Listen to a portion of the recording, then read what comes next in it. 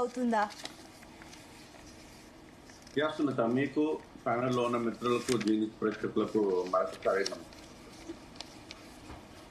Sunitha, small interruption ఏంటంటే మీ voice తో పాటు అదర్ నాయిస్ కూడా చాలా సివియర్ గా ఉంది. ఓకే, పీసీఆర్ లో అది కంట్రోల్ చేయమని చెప్పండి. Everything is okay, will look into it. Okay, చెప్పండి.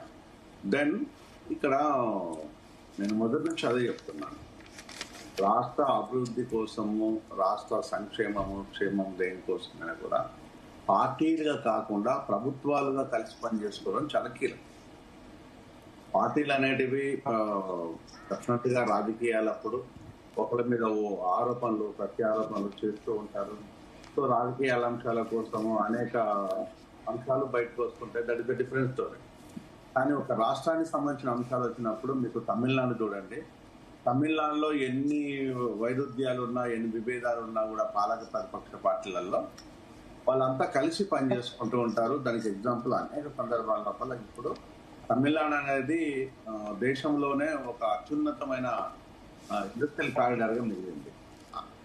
సో అలాగనే మనం కూడా కలిసి పనిచేయాలి, కలిసి పనిచేస్తే బాగుంటుందని నేను చాలా సందర్భాల్లో చెప్పేసాను. సో రాజకీయాలలో ఇది చాలా కీలకం కూడా, చాలా కీలకం. మరి ఈ రోజు మాత్రమే ఎందుకు కలిశారు అనేది దీన్ని ఆలోచించాలి.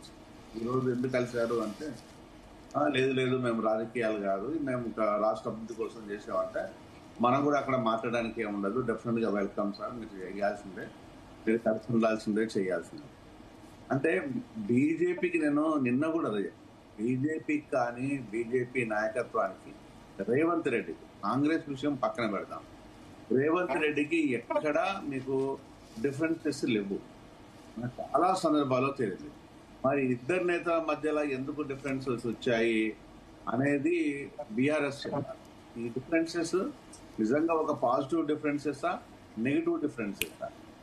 అంటే లేదంటే బీఆర్ఎస్ దెబ్బకొట్టడం కోసం ఒకరి మీద ఒకరు ఆరోపణలు ప్రత్యారోపణలు చేసుకొని ఒకరి మీద ఒకరు ఎలివేట్ చేసుకోవడం అనేది ఇది బీఆర్ఎస్ చాలా కీలకం. ఇక ప్రజలకు కావాల్సింది ఏంటంటే వీళ్ళు ఆరోపణలు ప్రత్యారోపణలు ప్రజలకి ఏం అవసరం లేదు. ప్రజలకు కావాల్సింది ఇక్కడ క్షేమము, సంక్షేమము, ప్రజల మధ్యలో మనం ఏం చెప్పాలనుకుంటున్నాము అనేది నేతలకు పెట్టాలి. కానీ నిన్నటి విషయాన్ని చూస్తే మాత్రము ఇట్ ఈస్ స్టన్నింగ్ పర్ఫార్మెన్స్ అని చెప్పాలి ఇద్దరు నేతలు, కిషన్ రెడ్డిది కావచ్చు, రేవంత్ రెడ్డిది కావచ్చు. బేసికల్లీ కిషన్ అన్న is smart and silent, no doubt about it, is very close to me. చాలా సందర్భాల్లో మేము కలుసుకున్నాం. కిషన్ అన్న డౌట్ ఏం లేదు. రేవంత్ రెడ్డికి కిషన్ అన్నకు జమీన్ ఆస్మాన్ వరకు ఓన్లీ బిహేవియర్లలో ఆ డిఫరెన్సెస్ మనకు చాలా క్లియర్ వస్తుంది. కానీ నిన్న ఇద్దరు కలవడం మాత్రం అభినందించాల్సింది. డెఫినెట్ గా ప్రజలు గమనిస్తూ ఉంటారు, మరి ముఖ్యంగా బీఆర్ఎస్ గమనిస్తూ ఉంటుంది. అంటే మనకు ముఖ్యంగా నేను చెప్పాలనుకున్నది ఏంటంటే, మనకు నేతల మధ్య నుంచి ఎలాంటి డిఫరెన్సెస్ కోరుకోవటం లేదు ప్రజలుగా. మరి నేతలకు ఎందుకు ఇంత డ్రామాలు చేయటం అనేది ఇది ప్రశ్న. ఇంత డ్రామాలు చేయడము నేతలకు ఎందుకు? ప్రజా సమస్యల మీద కలిసి పనిచేయడం లోపల ఎవరైనా వద్దన్నారా? మీరు నిరంతరము ఇలా పుట్టుకొస్తున్నట్టుగా ఎందుకు చేస్తున్నారు అనేది మరొక ప్రశ్న. ఎప్పుడైనా కూడా ప్రజలనే వాళ్ళు నేతల మధ్యలో డిఫరెన్సెస్ కోరుకోవడం లేదు, నేతలనే వాళ్ళు ప్రజల మధ్యలో డిఫరెన్సెస్ మాత్రం కోరుకుంటున్నారు. వై? దీనివల్ల మీరేమో ఆశిస్తున్నట్టు బీజేపీ సమూహం ఒకవైపు, ఆ బీఆర్ఎస్ సమూహం ఒకవైపు, కాంగ్రెస్ సమూహం ఒకవైపు, ఇతర పార్టీల సమూహాలు ఎందుకు ఇదంతా? అంటే ఎలక్షన్స్ అయిపోయినాయి, మనం అంతా కలిసి పని చేసుకోవాలి, రాష్ట్రాన్ని తీర్చిదిద్దుకోవాలి అనే అంశాన్ని ఎందుకు ఉండదు? మీకు ఎప్పుడు కూడా మీకు ఇతర దేశాలలో ఇట్లా కనిపించదండి. ఇతర దేశాలలో కానీ, ఇంకా చెప్పాలంటే తమిళనాడు ఎగ్జాంపుల్ చెప్పేశాను, ఇట్లా కనిపించదు. కానీ కొన్ని రాష్ట్రాలలో పచ్చగడ్డేస్తే బగ్గుమన్నట్టు సినిమా హీరోలు చిన్నప్పుడు కనుక్కున్నట్టు కనిపిస్తుంటది. అదే అర్థం కాని విషయం, నేతలకు అదే అర్థం కాని విషయం. ఇప్పటికైనా రాష్ట్రానికి సంబంధించింది కానీ ఒక పరిస్థితి రావాలన్నది ఒక అంశం. ఇంకొక చిన్న అంశం ఇంకొకటి ఏంటిదంటే, మీరు మెట్రో ప్రాజెక్టు విషయం లోపల ఇంత కలిసికట్టుగా పనిచేస్తున్నారు. మరి స్టేట్ ప్రాజెక్ట్ అయినా, స్టేట్ ప్రెస్టీజియస్ ప్రాజెక్ట్ అయినా ఆర్టీసీ విషయం లోపల ఇప్పటి వరకు మీరు చేస్తుంది ఏంటి?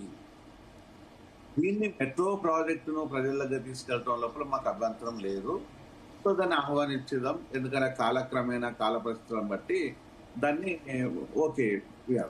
కానీ ఆర్టీసీ రాష్ట్రమంతటా ఉంది కదా, మరి ఆ ప్రాజెక్టు విషయం లోపల ఆర్టీసీ ఉచిత బస్సు స్త్రీలకు కూడా ఇచ్చారు కదా, మరి దాన్ని కాపాడుకోవడం లోపల రేవంత్ రెడ్డికి చిత్తశుద్ధి ఎందుకు లేదు?